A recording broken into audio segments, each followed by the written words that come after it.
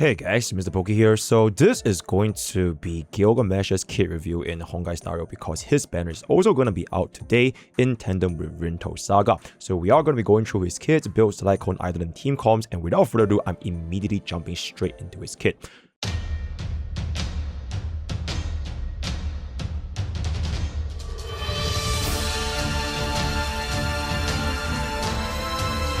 So in summary, very first thing, he is going to be a free unit. And second of all, for anyone wondering if you should be getting Gilgamesh to improve your saber, E0S1 Gilgamesh is definitely the most important unit you can add to the roster as of this date.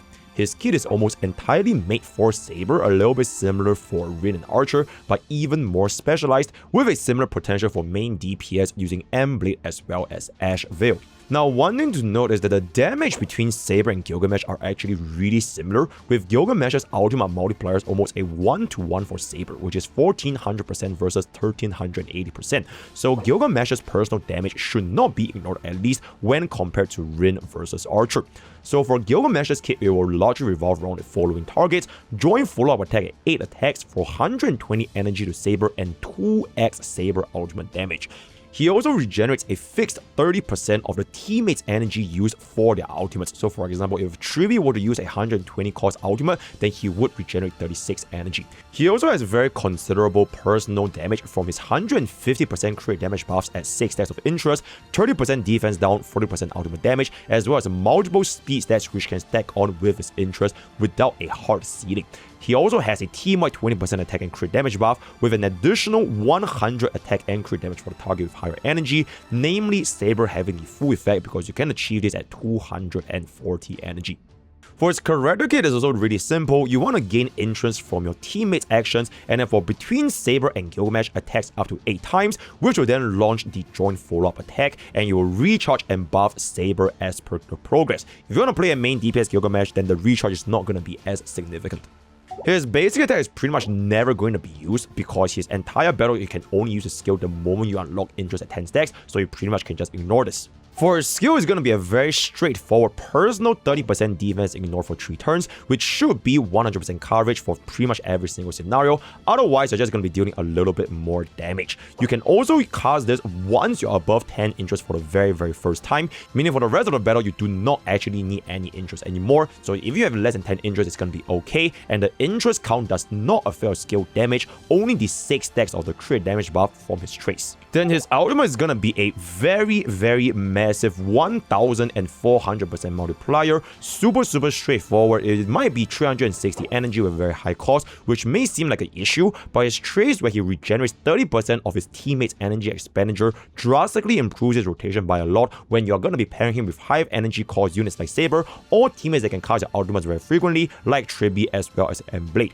Otherwise, that's going to be a very big damage of 1400% multiplier, which is actually 20% higher than Saber, and gaining 3 interest from his trace. Now, after talking all about this interest as well as charge for the joint attack, we can finally get into his talent. So keep in mind, the interest and the attack counts for his joint follow-up attacks are 2 separate things. So you can see from his icon, the sword, which is going to be the 7 out of 8, that is going to be the counts for his joint follow-up attacks, and the purple stacks in the below his icon are going to be the interest stacks. So when the interest hits 10 for Gilgamesh at the very first time, you can then unlock his personal skill, which will be then unlocked for the rest of the battle. So this is going to be providing him a personal 30% defense down buff, which is going to be team-wide at Eidolon 1, making this E1 really strong, as well as dealing more damage and having more energy regeneration while improving his speed. So keep in mind, you can gain these interests from ally actions like Tribi and M-Blade, and ironically, you don't really want Gilgamesh to have that many natural speed stats, as the buff is based on his base speed. As such, stacking attack and crit rate is generally going to be ideal for Gilgamesh.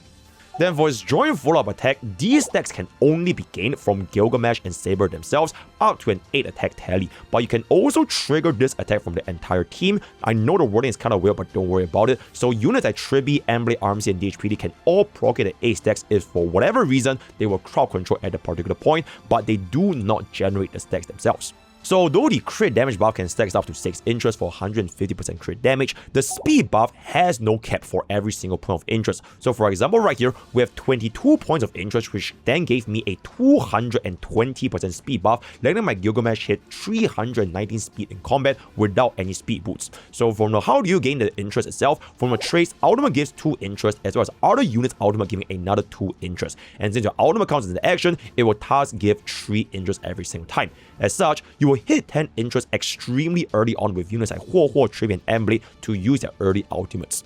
Then this joint follow-up attack does give a 120 energy regeneration for Saber every 8 attacks, greatly improving Saber's ultimate damage uptime, and on top of that, a 200% original damage multiplier, meaning Saber's ult literally deals double damage.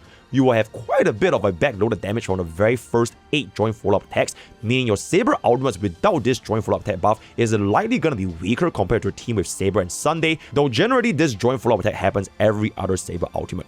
However, Gilgamesh himself also does absolutely tremendous damage, far out damaging the total damage you would have otherwise gotten from a Saber plus Gilgamesh versus Saber plus Sunday. The damage over you can see, the total damage from a Saber and Sunday rotation is going to be 2.69 million, whereas for Saber and Gilgamesh is going to be going all the way up to 4.44 million, which is roughly 165% more damage than with Sunday, because Gilgamesh himself deals so much damage.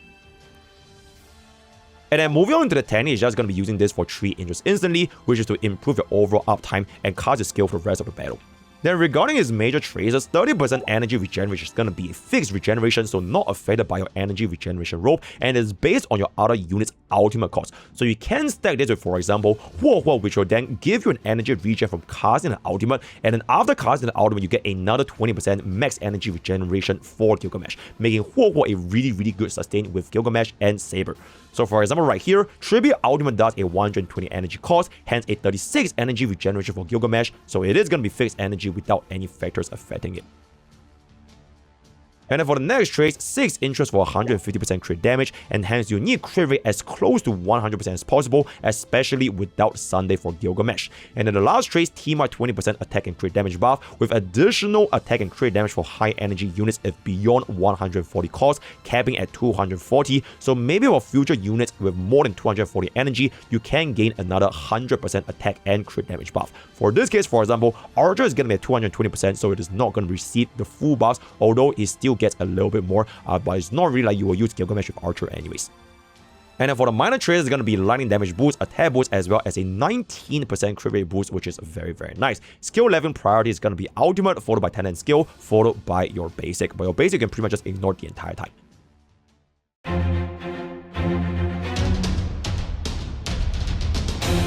Now moving on into his light cone portion. First of all, this is going to be a free light cone if you're going to be combining 200 pools, so unless you absolutely do not want to play Gilgamesh or Saber at all, just get this light cone as a free copy, especially if you already have an S1 Archer.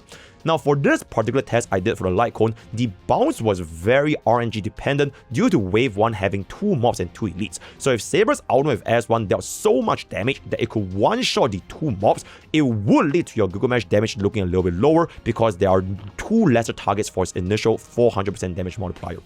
With that out of the way, Saber S1 is extremely close to Gilgamesh in terms of personal damage, but with regards to team damage, his S1 does give a teammate 24% crit damage buff, which is a slight upgrade. Final S1 also gives defense ignore stacking with personal 30% and a slight speed buff which may or may not affect your cycle count in a prolonged fight.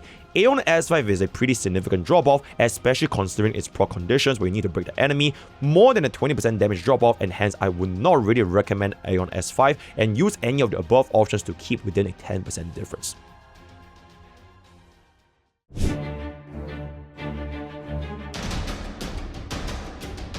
Then moving on to his relics, like I mentioned, Gilgamesh's personal damage is really good, better than Rin in the Archer team. You could also consider running 4-piece Eagle for faster AV and more turns to charge your joint attacks faster, but I would still stick with Scholar for the ease of crit value. Whereas for his 2Ps, all of them are damaging options for himself, with Cosmic 2Ps having the highest amount of damage increase. You can also use Cosmic 2Ps for Saber for even higher damage output compared to an older 2P Sao Solo, unless you have a very good subset for the previous 2P Sao Solo. And for the main set and subs, you can see from this over here, generally speaking, Gilgamesh is going to be a standard crit DPS with a heavy emphasis on damage, as his personal contribution can easily hit 50% of his total damage output with Saber or as a main DPS running Emblem and Ashfield. So for the easier portions, crit body will depend on substats, though no destruction likelihood gives crit rate, so usually we would be running a crit rate body. For the sphere, damage or attack is going to be a little bit more flexible compared to Rin and Archer, since damage is more split with the attack buffs, so you can kind of just see what subsets do you have. Regarding the attack and speed boosts, I personally prefer attack percentage way more because he gains a lot of speed in combat, which diminishes the impact of speed itself, and as such, I would rather get more damage out with an attack percentage main stat. For the rope, I find myself liking energy regeneration, despite the fixed energy regen from teammates not counting over here, purely just to get his ultimate one action faster, which might be a breaking point for that early joint follow-up attack stack. If you do not need the additional energy, feel free to stick to attack rope for even more damage.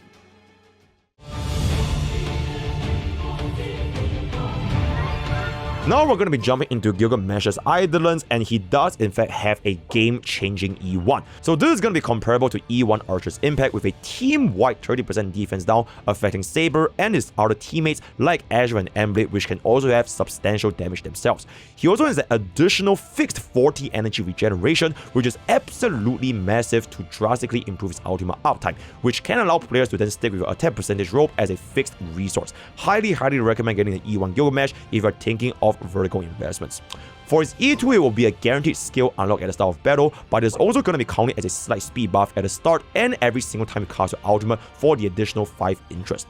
The damage multiplier increase is also pretty substantial, but it is just for the skill and not his ultimate, which is where the majority of his damage is going to be coming from. For his Eidolon 4, it's just going to be a simple 20% energy regeneration, and an easy is going to be a huge damage bounce, 20% team-wide rest, and a golden rule giving up to a 300% crit damage buff for an ultimate, which is going to be another massive nuke. So between E1 or S1, assuming you are going to be committing for Gilgamesh, the pulling plan is simply get his E1 using your pulls, and then use a 200 multi-point to get his S1 for free. If not, I would stick with E0, S0, and use any other destruction icon options you have. The E2 for Gilgamesh is not too worth it unless you want to play main DPS Gilgamesh, hence E1 S1 is going to be an excellent stopping point.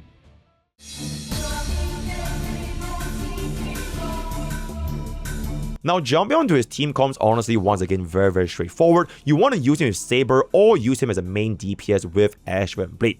For the sustain option, I use a test with Huohuo this time due to a team-wide energy regeneration, greatly benefiting every single unit compared to DHPD's attack buffs and shields, though both are slightly interchangeable. So purely from the demand of sustains, Huohuo can be better utilized here as you open DHPD for more teams outside, unless you don't care for either, in which case you will still use Huohuo for the attack buff, and namely her massive energy regeneration for the team that will benefit a lot of units in this team comp. For the support choice, you have two main options, which are E1 Trippy or E0 Blade, depending which one you have. The main reason for these two support is because they are going to be an aura buffer buff your entire team, as well as easily proccing the multi-hitter from the full up attack damage and additional skills from Emblade's trigger, which will then just give you a lot more interest for Gilgamesh to be even faster. On top of that, they both just have some really good buffs and debuffs in general.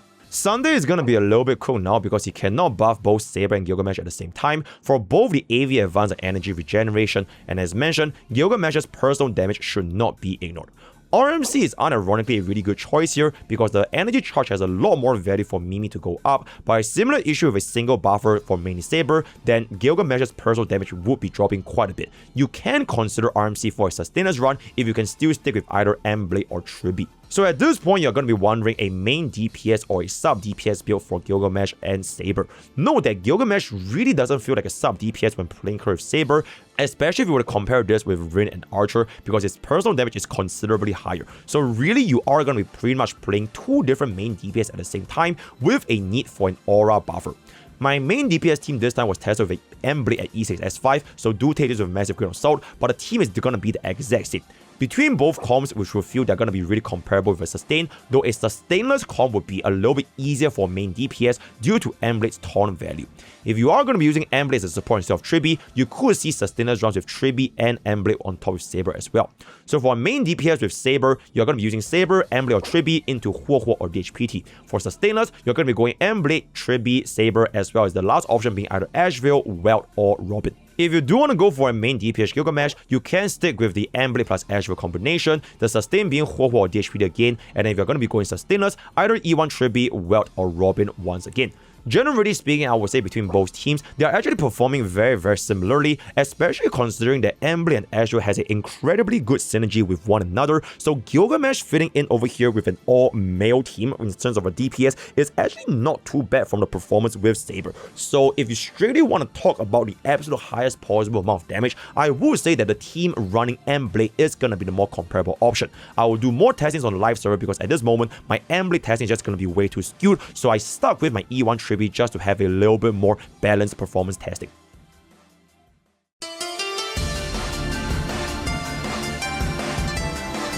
All runs were done in full auto. Again, take this with a massive grain of salt because I pre-activated E6 Emblade, so do wait for the live server, which should be the time of this video recording. All results are going to be shown over here.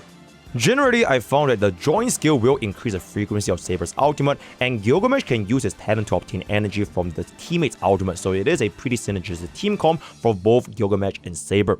And Gilgamesh's personal speed will also rely on how often his teammates takes action, so he does fit exceptionally well with units like Tribi, Emblade, or even units like Well who can cast their ultimates very frequently. For a main DPS Gilgamesh, Emblade as well as Asheville is going to be one of the strongest combinations right here, especially because Emblade and Asheville is initially already has a very strong synergy, with Asheville getting free energy from his personal follow-up attacks, Tribi getting more energy from the teammate's attacks, and then Emblade getting more charge from the teammate, so this entire thing just flows very well. And then last of all, Huo is just going to be the more comfortable sustain option between every single party. With regards to pure fiction, I would say that this team is still going to be a little bit raw, especially at a full E0 baseline, because bounce damage multipliers from both Saber as well as Gilgamesh doesn't bode too well when it comes to minions, because there are going to be way too many different distracted targets compared to a pure evolution targeting for pure fiction.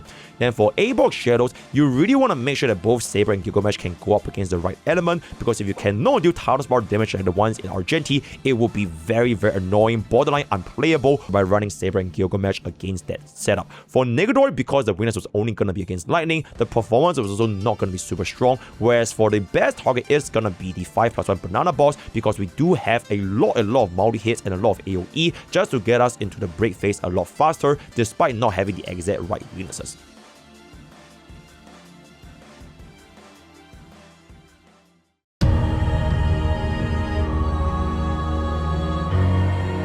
So my final thoughts for Gilgamesh as a unit as a whole, he is definitely going to be a very strong Saber upgrade, especially for players who want to upgrade Saber performance. If you want to think about vertical cost investments, E1 Gilgamesh is by far the most valuable E1, far outvaluing even like for example E1 Emblade, E1 Tribi, or even E1 Saber. If you do want to compare this entire team for a more meta relevant matchup, I will be doing more testings with Gilgamesh when the live server comes out, so stay tuned for even more updates in the future if we find any drastic speed tunings or team building compositions, because theoretically speaking, if you can pair up Gilgamesh with a high energy cost team like maybe Evanesia, that could also maybe work because you do gain 30% fixed energy regeneration from their ultimates. So with that, we're come to the end of this quick little Gilgamesh guide. Join Twitch, join Discord, use code POKE or 10 gamer subs. All the best for Gacha Foods, and I'll see you guys next time. Take care.